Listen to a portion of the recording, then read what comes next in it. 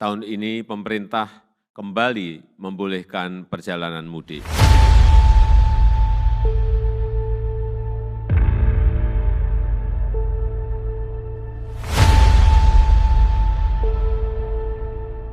Nah itu angkanya naik terus, dari 60 juta, 79 juta, dan sekarang 85 juta yang mau pulang.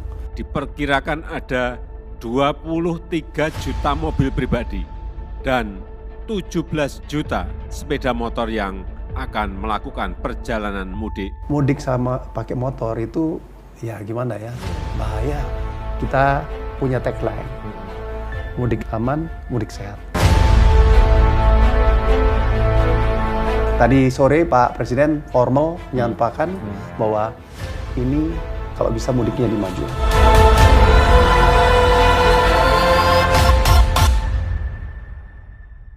Nggak selamanya kita sebagai usaha itu benar. Dan saya sebenarnya percaya takdir. Ini wabah dunia. Kematangan kita dalam berpolitik, kedewasaan. Waduh, mati gua. Halo Detikers, apa kabar? Saya Alvito Dinova Ginting. Saya menyapa Anda, mudah-mudahan dalam keadaan sehat, walaupun sebagian dari Anda masih melaksanakan ibadah puasa, mudah-mudahan puasanya lancar sampai kita sama-sama merayakan Idul Fitri.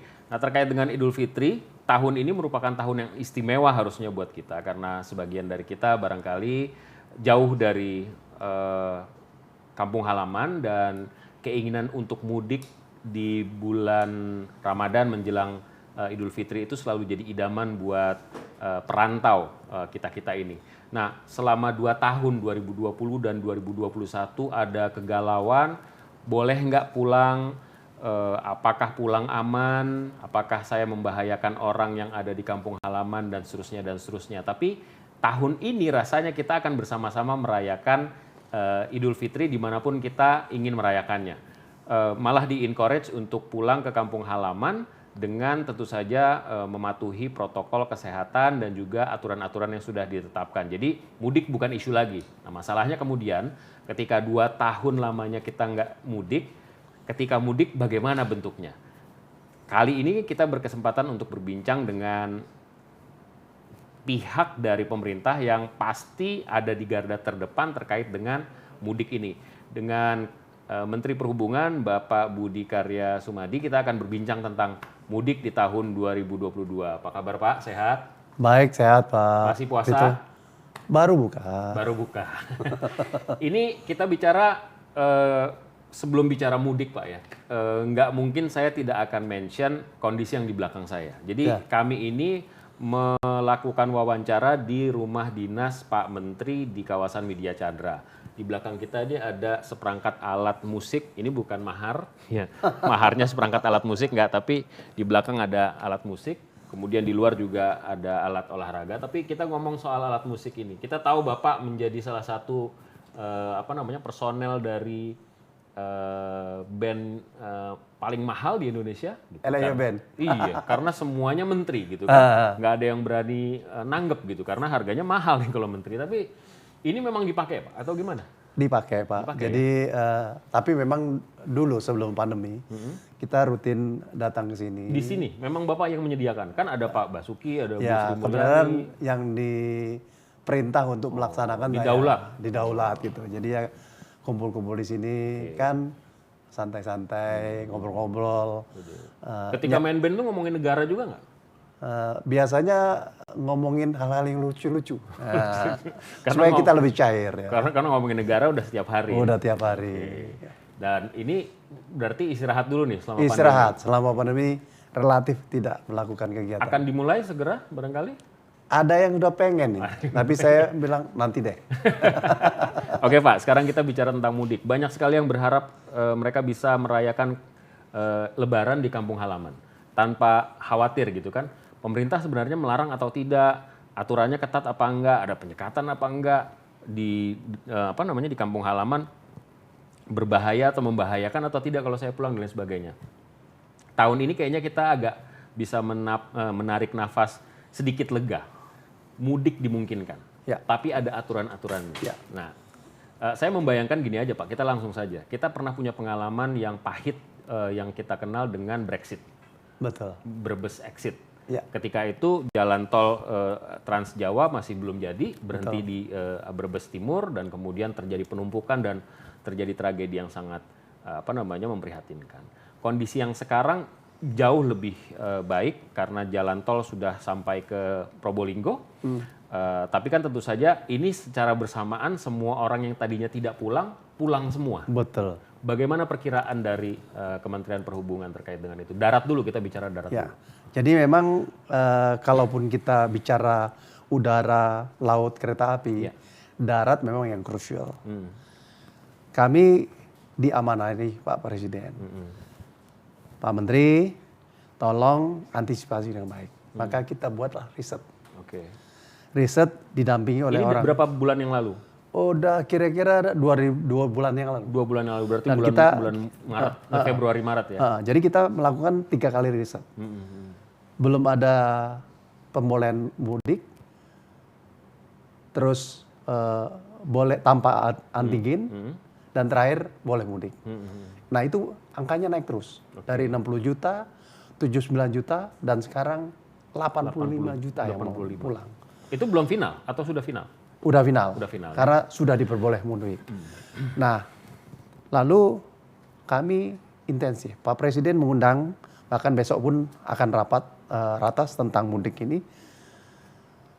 Sudah diputuskan boleh mudik karena memang sudah 2 tahun, tetapi kita punya tagline.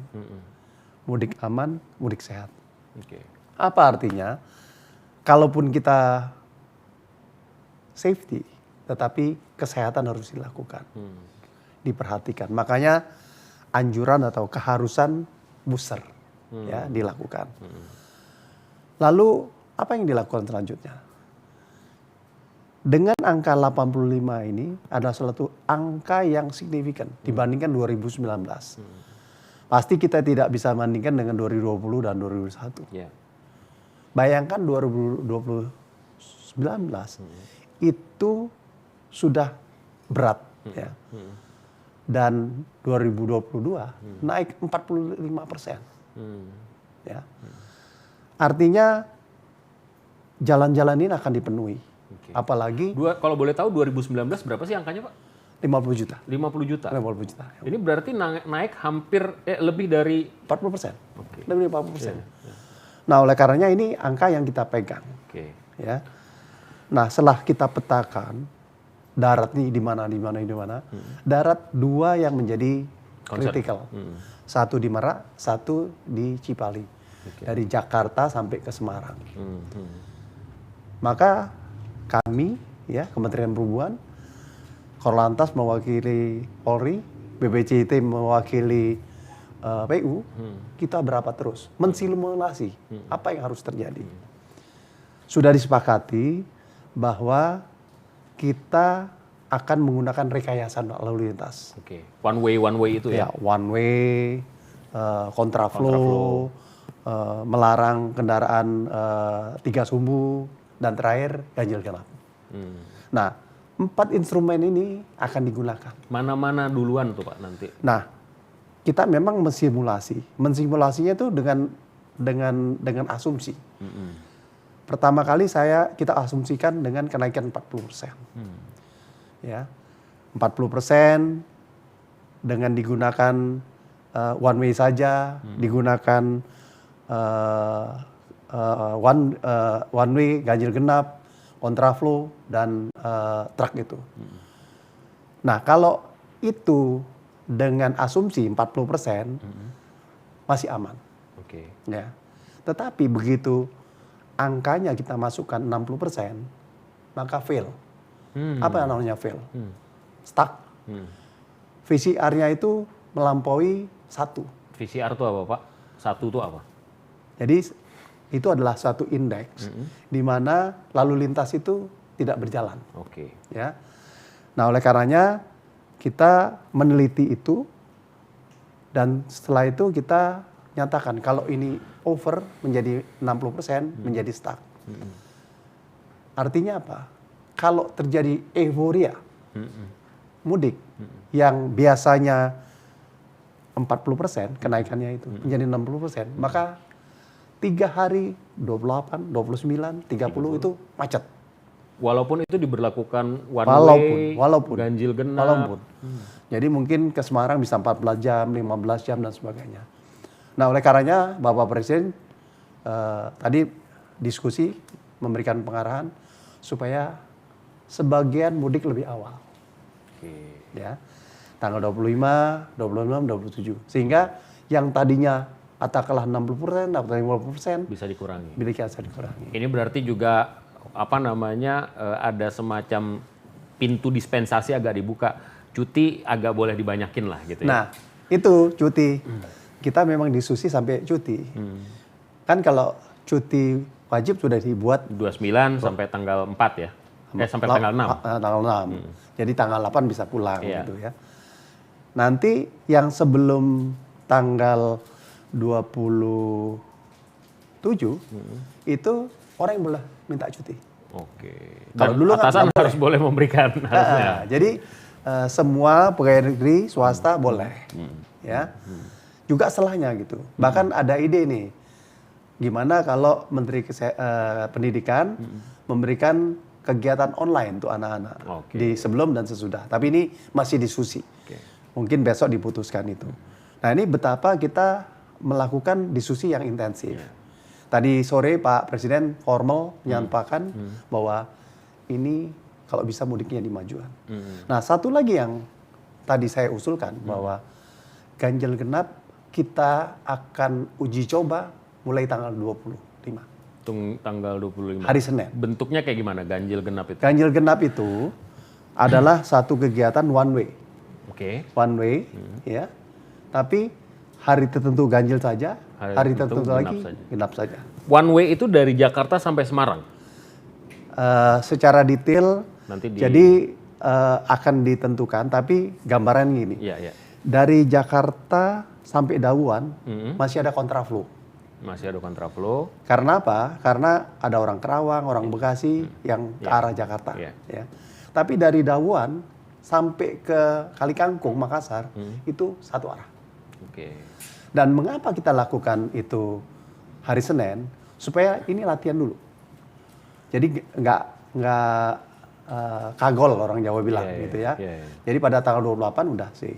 Nah, itu butuh sosialisasi loh Pak. Makanya sekarang ini terima kasih Detik mau wawancara. Ini bagian dari sosialisasi. Wah ini luar biasa untuk saya. Jadi kita tahu yang lihat Detikcom luar biasa kan. Jadi ini bagian sosialisasi. Jadi kita ulang lagi. Kita mulai tanggal 25. Tanggal 25 hari Senin itu. Mulai ganjil genap. Mulai ganjil genap. Ya. Jadi dipersilakan buat masyarakat yang mau pulang ke kampung halaman bisa mulai itu. Ya. Sekarang ini udah bikin surat cuti kira-kira gitu ya. Ya. Bergerak dari Jakarta sampai Dauan masih ada kontraflow. Ya. Dari Dauan sampai ke Kalikangkung itu udah one way. One way. Ke Jawa Tengah, Jawa ke daerah timur semua. Karena itu yang paling kritikal. Oke. Ya. Dari situ kemudian normal lagi. Normal lagi.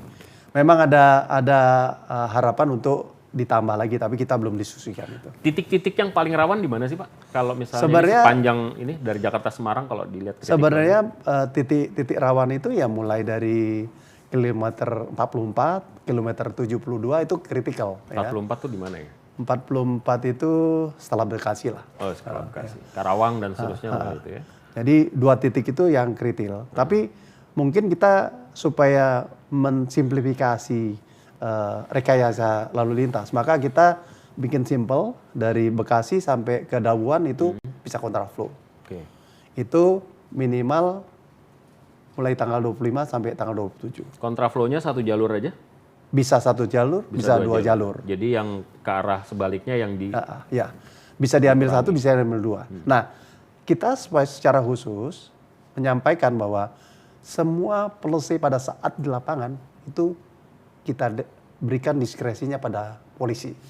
Jadi Korlantas ada panglimanya. Jadi kita sama-sama support, tapi Korlantas ada panglimanya. Jadi diserahkan semua kepada polisi. Betul. Ya. Nah, setelah itu nanti di arus baliknya sebenarnya mengatur arus balik relatif lebih mudah ya daripada arus mudik ya, karena arus mudik orang bergegas ya, kalau balik tuh bisa kapan saja. Gitu. Sekali lagi kan kita berharap agar kondisi yang terburuk itu bisa kita hindari ya? Yang terburuk yang sudah ada di gambaran Kementerian Perhubungan itu yang yang stuck itu Pak ya? Ya, terjadi pada tanggal 28, 29, 30. Di mana semua orang ke sana. Tetapi kalau sebagian ada yang mulai tanggal 25, insya Allah di tanggal ini agak berkurang. Oke. Salah satu titik kemacetan itu juga rest area. Ada treatment khusus nggak di rest area? Ada. Jadi secara khusus kita bahas juga dengan Menteri PU. Iya. Ternyata di rest area itu orang melakukan dua hal. Satu istirahat, yang kedua ke toilet. Iya. Baru yang ketiga makan. Ya. Kalau makan bisa dia bawa gitu. Tapi yang namanya istirahat sama ke toilet itu nggak bisa. Jadi kita sudah kumpulkan pengusaha rest area, bahkan ketemu ketuanya di kilometer 57. Kementerian PU nambah minimal 50. Tapi di rest area yang besar akan ditambah 100 toilet. Toilet portable? Portable, ya. Jadi itu bisa cepat. Gratis Pak ya? Gratis. Masa juga bayar. Gratis. Iya. Oke, berarti ditambah secara signifikan. Tapi kan space-nya terbatas tetap. Kadang-kadang kita ngelihat kalau udah sampai titik peak-nya itu mengular sampai parkir tuh mengular sampai keluar rest area dan itu menutup jalur yang harusnya bisa dipakai untuk kendaraan melintas gitu. Ya. Itu juga diserahkan kepada kepolisian untuk mengatur. Jadi kita memang memberikan suatu guidance ya bahwa seyogyanya orang di rest area itu tidak lebih dari setengah jam. Ya, jadi untuk mencapai setengah jam, pengusaha restoran kita minta untuk menyediakan paket-paket makanan. Take away gitu ya? Take away ya. Terus kedua harganya juga bulat gitu ya, supaya orang bayarnya gampang gitu ya. Jadi ini satu manajemen yang kita lebih detail ya, kita bicarakan dengan teman-teman pengusaha rest area supaya kita bilang kalau satu orang itu 1 jam itu berarti orang yang masuk kan sedikit. Tapi kalau setengah jam bisa banyak, 2 kali lipat. Itu untuk bisa meningkat gitu ya. Omset meningkat juga gitu ya. Oke. Pak, ini pembicaraan kita ini masih di dalam tataran wacana atau sudah ada udah ada langkah-langkah teknis untuk pelaksanaannya? Karena kan kalau misalnya baru dibicarakan sekarang terus mau diimplementasi minggu depan ya minggu depannya udah mulai mudik gitu. Jadi yang namanya 28, 29, 30 sudah dipastikan ganjil genap. Sudah dipastikan. Ya. Yang 28 kalau berarti kalau plat saya genap boleh berangkatnya tanggal 28 sama tanggal 30. Jadi nanti Kakor Lantas yang menetapkan tanggal 28 itu ganjil atau genap. Oh nggak tergantung tanggalnya? Tanggalnya nanti ditentukan nanti hari apa mobil genap atau ganjil nanti. Ya, itu Kakor Lantas karena memang itu fleksibel. Nah ini udah pasti. Yang kedua untuk uji coba sudah pasti. Rekayasa 4 jenis ini sudah pasti. Jadi semua ini relatif sudah final. Karena kita bicaranya udah sejak 1 bulan yang lalu, bahkan 1 minggu terakhir ini kita rapat sampai 4-5 kali. Itu kombinasi akan dilakukan kombinasi atau kemudian pilih salah satu dari 4 kan kombinasi itu? Semuanya dipakai. Semuanya dipakai. Ganjil genap dipakai, one way dipakai, kontraflow dipakai, truk yang dilarang juga kalau truk dilarang kan kita udah familiar ya? Itu mulai kapan truk dilarang itu? Truk itu dilarang 28, 29, 30. Sampai Lebaran kemudian? Lebaran boleh ya, terus nanti tanggal 8 lagi, ada 2 hari kalau nggak salah. Terus, nah ini pertanyaan yang sering kita tanyakan nih, ada diskon untuk jalur bebas hambatan nggak? Harus ngomong sama BUMN jangan gimana? Sebenarnya sudah ditetap tidak ada diskon. Tidak ada diskon.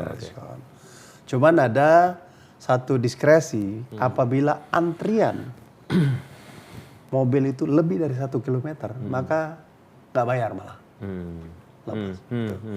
Jadi jangan memaksakan lah kira-kira gitu ya.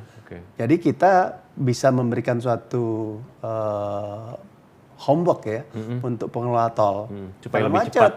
Begitu macet gratis. Gitu. Ya, Anda juga jangan cari-cari wah ini waktunya macet saya akan antri karena pasti akan gratis, jangan juga gitu ya. Pak, sampai sejauh mana kemudian pemeriksaan tes dilakukan? ada antigen, ada PCR, kalau darat yang mana dan kenapa? Jadi gini ya, saya harus katakan kalau yang kereta api, udara, laut itu firm karena kita ada tiket. PCR ya? Antigen? Bukan PCR, kan mereka kita ngitungnya peduli lindungi adalah udah cukup. Dosis ketiga, booster, ya. Tapi memang ada terus PCR, antigen dan seterusnya. Ya, kalau baru 1 kali suntik harus PCR dan seterusnya. Nanti kita akan detilkan di grafis. Terus? Nah, memang di perjalanan darat ini kita sosialiskan keharusan, tetapi kita butuh kesadaran dari masyarakat untuk melakukan booster. Booster Pak ya? Booster. Kalau booster udah PCR, antigen nggak perlu lagi. Perlu. Gitu ya. Tapi jadi sebenarnya bukan ada, ya kan kita sekarang lagi tren tuh istilah mafia. Ini mafia jalan lagi nih, mau mudik nih, PCR sama antigen digalakan supaya cuannya meningkat gitu. Enggak ya? Karena booster kan gratis. Makanya booster yang diutamakan berarti ya. Booster, kita concern dengan booster. Kalau mau booster di semua stasiun, di semua pelabuhan, kita kasih gratis. Ya, dan bahkan kita, contohnya kemarin di Kampung Rambutan, kita lakukan. Di Senen kita lakukan. Jadi bisa di mana-mana dan gratis. Tidak ada urusannya dengan PCR sebenarnya. Nah, sekarang kita beralih ke moda lain. Yang paling juga jadi favorit adalah kereta. Ya. Nah, itu pengaturannya seperti apa? Jadi kereta ini sebenarnya relatif tertib. Ya. Jadi saya minta kepada teman-teman kereta untuk memaksimalkan perjalanan. Sudah dilakukan dan sekarang sudah menjual tiket dan sudah 50% terjual. Saya pikir kereta api ini tidak ada isu yang menonjol ya. Bahkan kami mengamanahkan mereka ngangkut motor. Ya. Orangnya bayar, motornya gratis. Motornya dibawa gratis. Terus nanti mereka bisa sampai di tempat, terus dia bisa pakai. Nah itu yang kita amanahin. Daripada mudik pakai motor. Iya, mudik sama pakai motor itu ya gimana ya, bahaya. Sama istri, sama anak kadang-kadang bertiga dan sebagainya, bahaya banget itu. Dan menurut riset kita, yang paling bahaya naik motor. Ya kita di jalan dalam kota aja susah, atau lagi sampai ke daerah. Jadi kereta api nggak ada terlalu banyak isu ya? Nggak perlu isu. Dan nggak usah khawatir lagi karena pembelian tiketnya juga sudah diatur sedemikian rupa. Ya kalau habis memang karena dibeli sama orang yang mau mudik, bukan karena ada calo dan lain sebagainya. Nggak ada calo karena pakai online. Kalau udara gimana Pak? Udara juga relatif baik, walaupun memang ada pengurangan pesawat ya sekarang ditambah nggak? Akan ada penambahan nggak? Bapak ada penambahan operator untuk nanti menambah? Pelita buka. Tanggal 28 Pelita mulai terbang. Dengan Airbus-nya yang baru itu? Betul. Rencananya ke Makassar dan ke Bali. Ya. Terus Airjet akan tambah. Superjet ya. Terus juga beberapa yang lain. Citylink Garuda? Citylink Garuda mungkin tetap dulu. Oh tetap dulu, Nah itu perkiraannya akan ada peningkatan berapa Pak udara? Hitung-hitungannya. Udara ya karena memang jumlahnya menurun, dia menurun. Akan ada pagu yang di... Jadi yang akan kita lakukan kemudahannya adalah jam operasinya menambah. Kami akan instruksikan kepada semua bandara membuka 24 jam. Artinya dengan membuka 24 jam, pesawat itu rotasinya maksimal. Bahkan mereka mungkin jalan satu hari itu 20 jam. Dari kota ke kota. Berangkat dari Jakarta katakanlah jam 4 pagi, balik lagi ke Jakarta bisa juga jam 2 pagi. Jadi keliling sampai ke kota-kota yang lain-lain gitu. Itu memaksimalkan, tapi jumlahnya relatif menurun dari 2015 karena jumlah pesawatnya menurun juga. Untuk tarif ada kenaikan tarif? Nah tarif itu sebenarnya tidak ada kenaikan, tapi ada surcharge itu karena peak season. Bukan peak season, karena aftur naik sekarang ini. Terutama di daerah-daerah, afturnya tinggi sekali harganya sehingga penerbangan itu nggak mungkin tanpa surcharge. Tapi ada batas atasnya. Penerbangan juga sama kan? Kalau booster udah nggak perlu ada. Jadi kalau penerbangan lebih gampang aturnya. Ini ada booster tanpa antigen. Kalau bus ada peningkatan nggak? Ada tarif yang di ini nggak? Karena kan pengemudi pengusaha angkutan darat ya udah teriak-teriak juga, kelepak-kelepak juga udah 2 tahun ini. Saya kemarin ke Pak Bito ke Kampung Rambutan. Iya. Mereka happy sekali. Ada koordinasi untuk upaya masyarakat naik bis, ya, jangan naik motor gitu. Toh naik bis kan nggak terlalu mahal, ya. Dan yang kedua juga kita ada bis gratis. Kementerian Perhubungan buat, Jasa Raja buat, DKI buat, lumayan juga. Paling tidak hampir 70.000 sampai 100.000 yang bisa. Itu swasta belum ya? Belum terlibat ya? Makanya kalau Detik yang minta pasti bisa. Siapa tahu Detik yang mengadakan. Artinya kalau zaman dulu kan ada rombongan penjual jamu gitu berangkat semua diberangkatkan oleh. Kelihatannya ada, tapi belum aja di campaign. Biasanya macam saya sebut saja Honda, Air Mancur, dan macam-macam ya. Biasanya ada.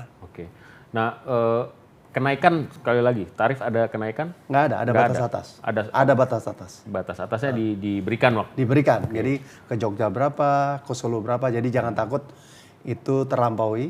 Kalau itu melampaui bisa diadukan pada kita dan kita bisa berikan sanksi. Kita ngobrol enak sekali nih, Bapak cukup confidence menyampaikan itu. Walaupun sebenarnya kondisi yang terjadi akan kita lihat di lapangan nanti gitu ya.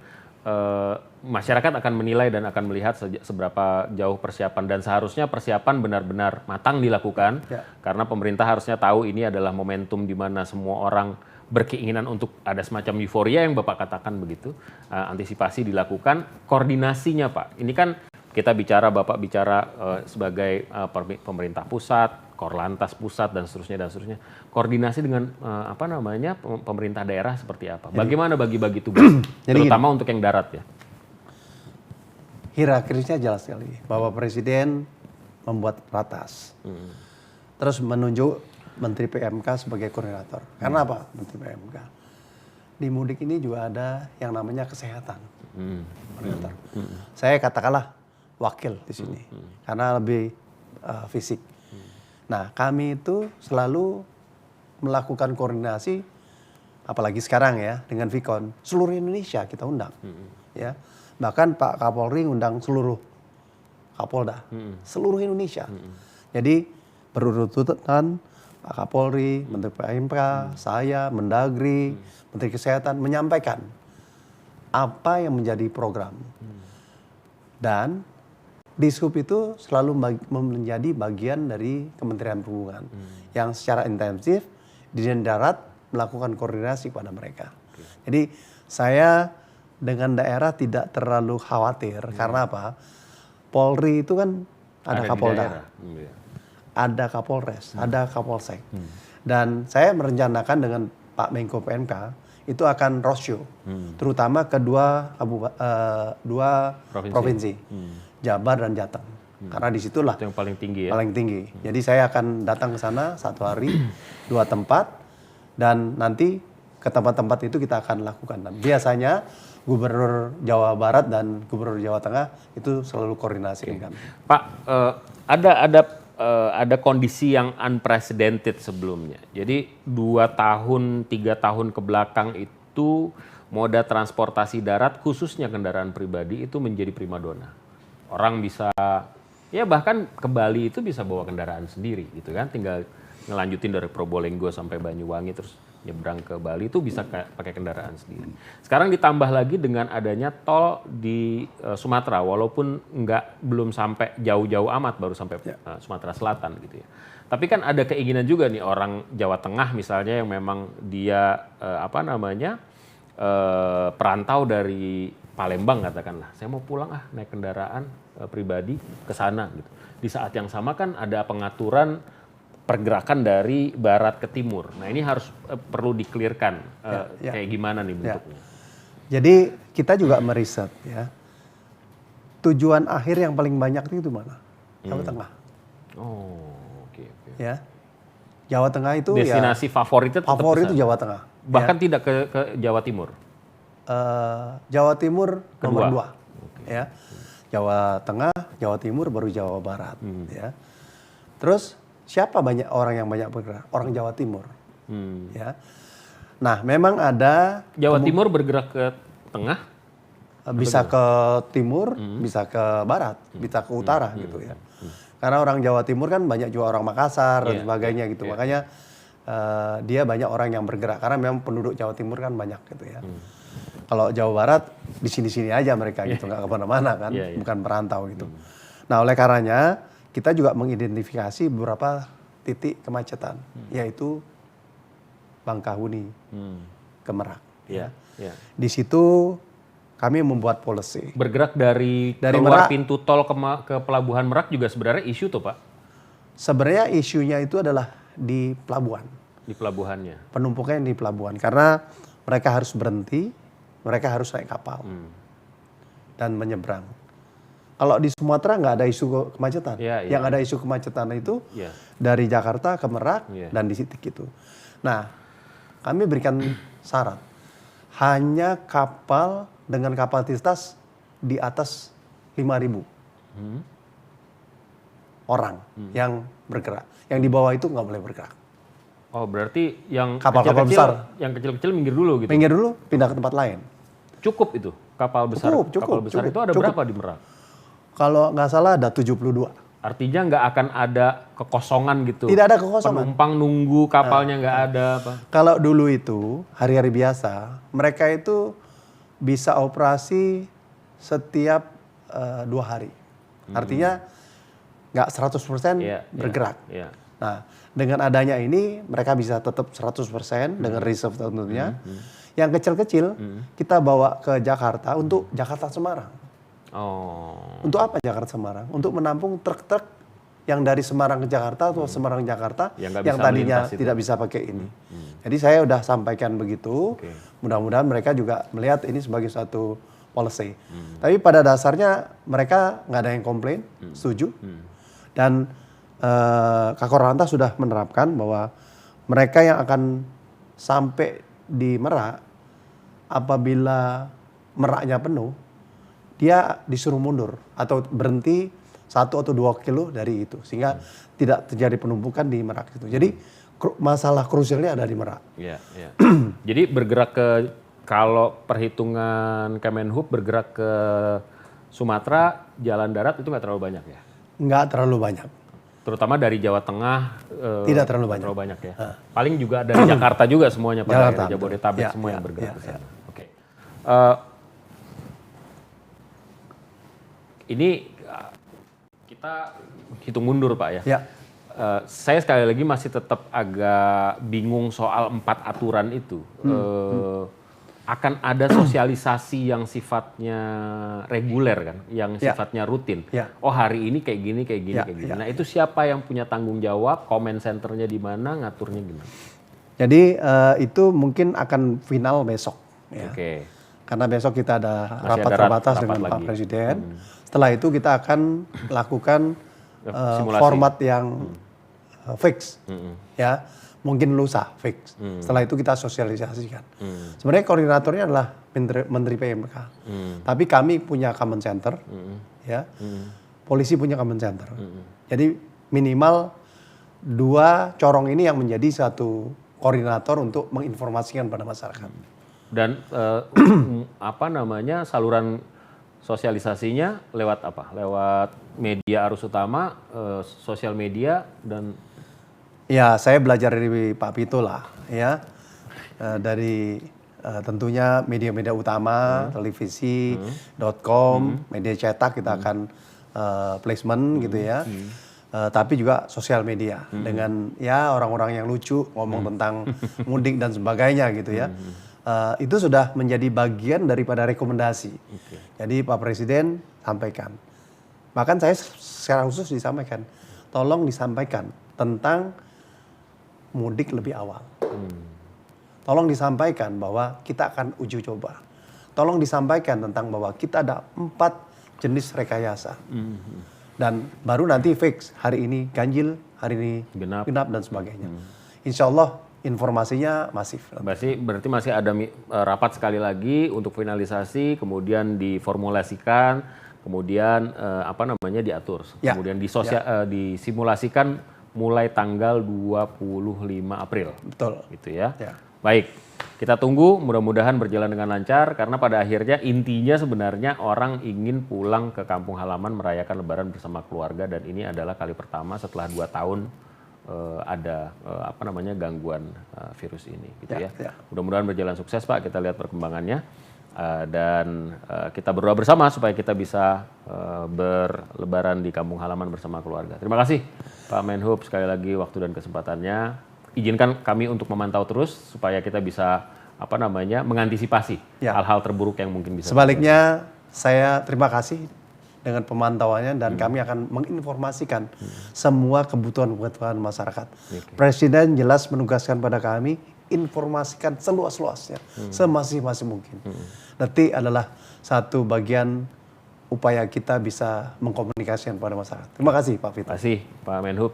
Demikian Detikers, jumpa kita kali ini. Selamat berlebaran di kampung halaman, hati-hati mudik, antisipasi berbagai hal, dan kemudian benar-benar taati aturan yang sudah ditetapkan. Kita akan jumpa minggu depan atau di kesempatan selanjutnya dengan narasumber dan topik yang berbeda. Saya pamit, sampai jumpa. Masih Pak. Masih.